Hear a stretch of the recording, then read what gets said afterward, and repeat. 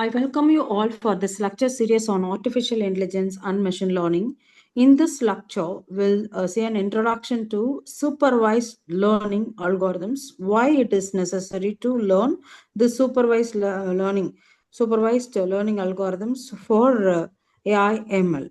Supervised learning algorithms are fundamental to artificial intelligence and machine learning, that is AI ML, because they form the basis for building models that can learn from past experiences and make predictions or decisions with minimal human intervention. These algorithms help machines classify data, recognize patterns, and forecast outcomes, which are essential capabilities in various AI/ML applications such as natural language processing, facial recognition, fraud detection, and personalized recommendations, etc.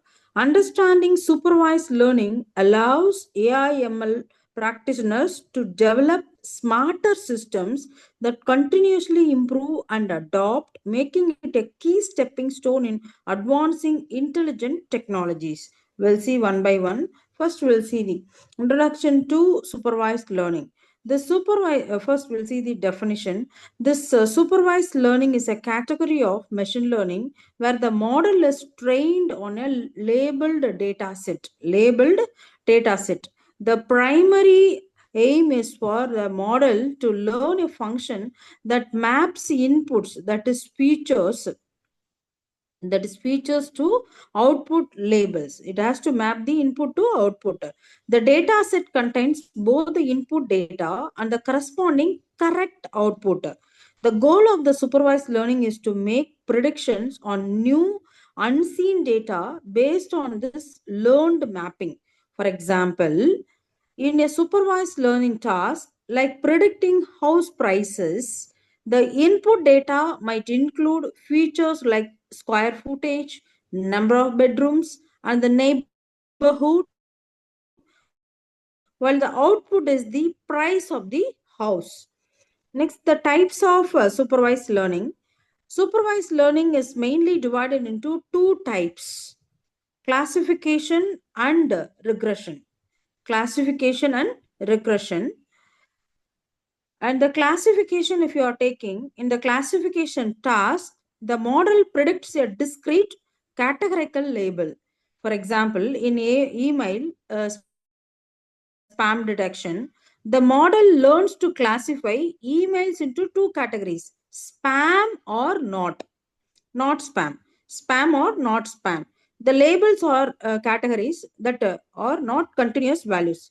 And if you are taking the regression, then regression task, the model predicts a continuous output, whereas here discretized output. For instance, predicting the price of house based on features like square footage and number of rooms in a regression problem, as the output is the, that is, price is a continuous one. So this is what the difference between the classification and regression. So there are two types of supervised learning.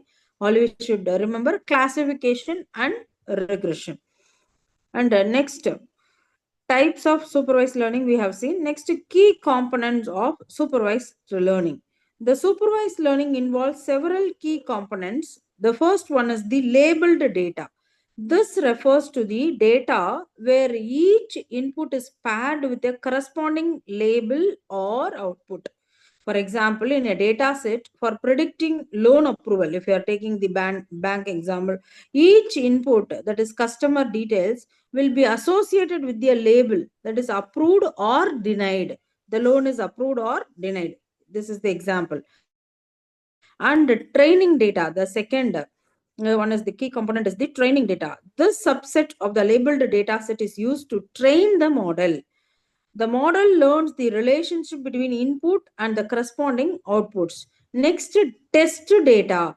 Once the model has been trained on the training data, the test data, which is not seen by the model during the training, it is used to evaluate its performance. Next key component is the model. A machine learning model is the mathematical function that learns from the training data and attempts to make predictions on new unseen data. So these are all the key components of the supervised learning: labeled data, training data, test data, and model. Next one is the workflow of supervised learning. How would it be the workflow of supervised learning? The typical workflow of supervised learning consists of several steps. First one is the data collection. The first step involves gathering a labeled data set that contains both inputs and corresponding outputs. Next one is the pre-processing. The data must be cleaned, prepared. This includes handling missing values, including categorical variables, and normalizing or standardizing numerical features. And next one, the third flow is the model selection. Based on the problem or the whether it is a classification problem or regression, an appropriate algorithm is chosen.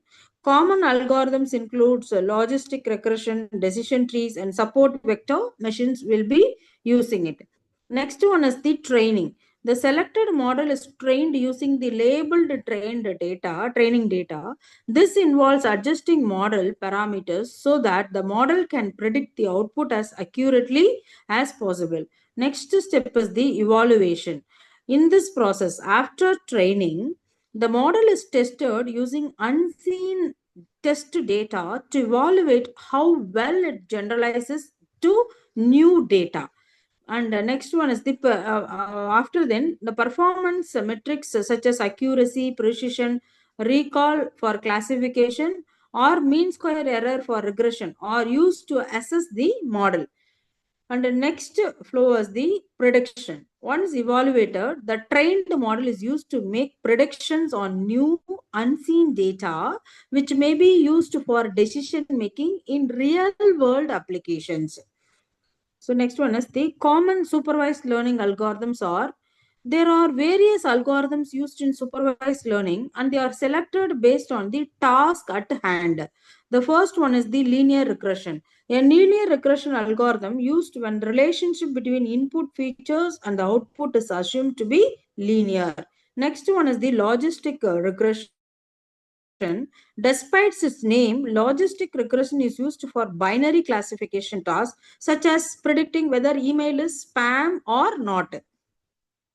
And the third one is the support vector machines. The third algorithm is support vector machines. This we are calling it as SVM. SVM stands for support vector machine. SVM is a powerful algorithm that can be used for both classification and regression tasks. It works by finding the optimal hyperplane that separates the classes in the future space. And the fourth one is the decision trees, a model that splits the data into subsets based on future values, creating a tree-like structure for decision making. It is used for both classification and regression. And the fifth type is the K nearest neighbor. This we are calling it as KNN. This algorithm makes predictions based on the majority classes for classification and average for regression of the K nearest neighbors. K nearest neighbor data points and ensemble method that is K nearest space. Next, random forest. In this case, an ensemble method that combines multiple decision trees to improve accuracy and reduce overfitting. Random forests are used for both classification and regression. This is the main advantage of random forest. This can be used for both classification and also regression tasks.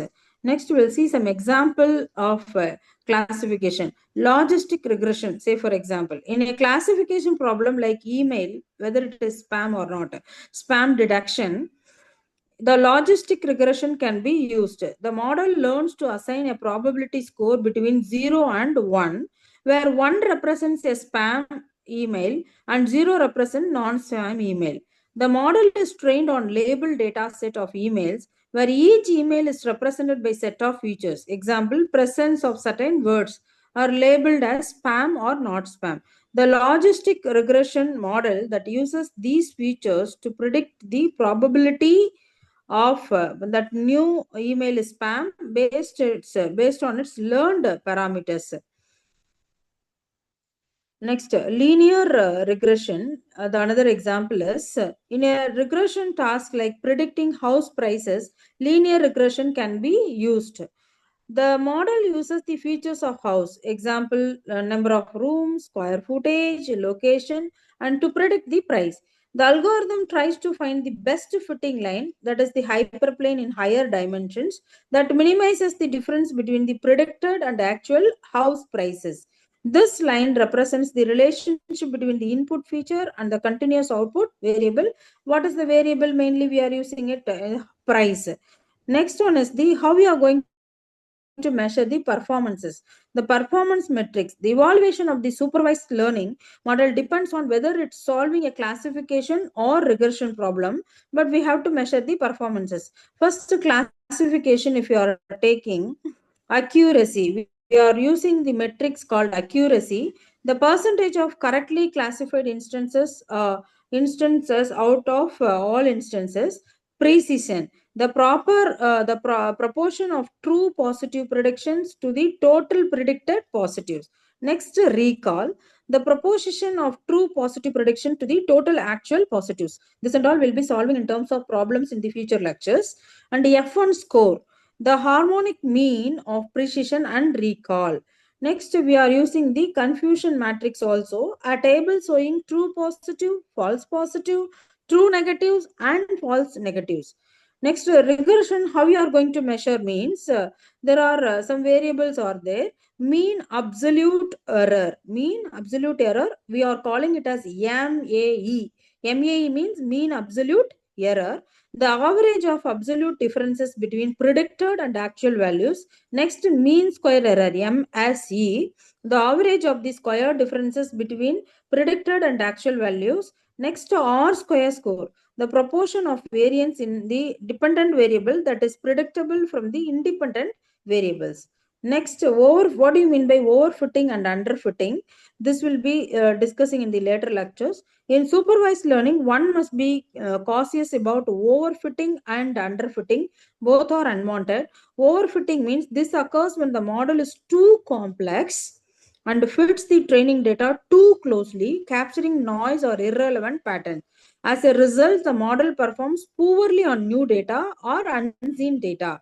Underfitting means this occurs when the model is too simple and cannot capture the underlying patterns in the data. It leads to poor performance both on training data and the test data.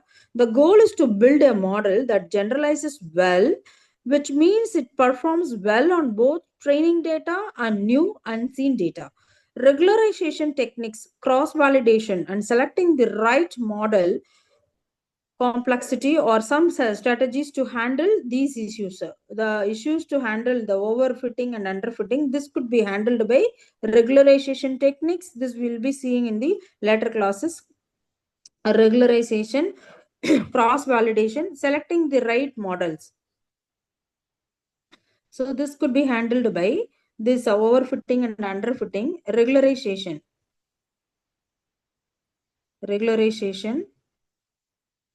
cross validation.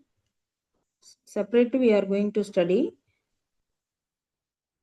validation and selecting the right model. We have to select the right models to overcome this overfitting and underfitting. Next, the applications of supervised learnings are medical diagnosis.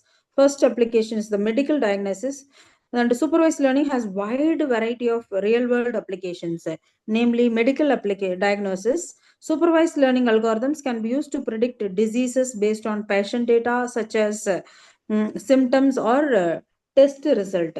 Here the symptom, based on the symptoms